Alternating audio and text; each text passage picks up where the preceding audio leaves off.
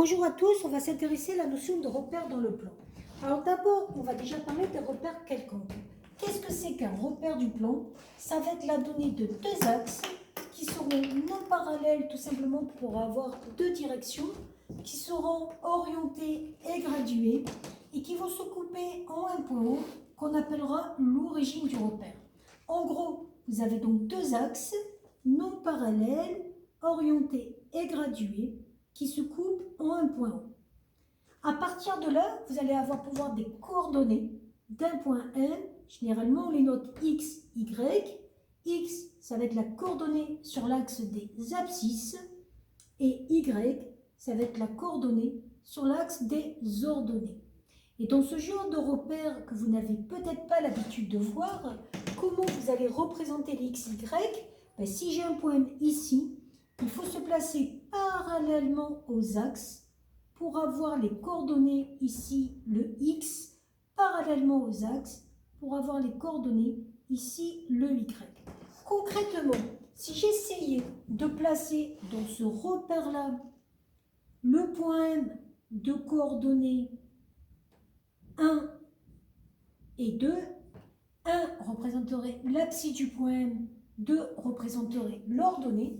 Je me placerai donc à x égale 1 ici, puis parallèlement à l'axe des ordonnées, je me placerai à y égale 2 ici. Et je pourrai tracer mon point ici présent. Là, il n'y a pas de condition sur les deux axes, si ce n'est le fait qu'ils se coupent. Un repère orthogonal. Un repère orthogonal, ça vient de la racine grecque ortho, qui veut dire droit, comme orthoptiste, orthodontiste, orthopédiste. Donc ça veut dire que c'est un repère classique, mais qui, cette fois-ci, aura des axes perpendiculaires qui formeront donc un angle droit. Par contre, je n'ai pas d'indication sur les unités, donc voilà ce qu'on appelle repère orthogonal. Les axes sont donc perpendiculaires.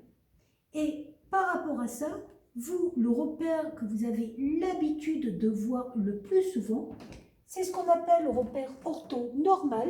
Donc, c'est la particularité d'être d'abord un repère orthogonal, mais en plus d'être un repère orthogonal, ça va être la même unité sur l'axe des X et l'axe des Y.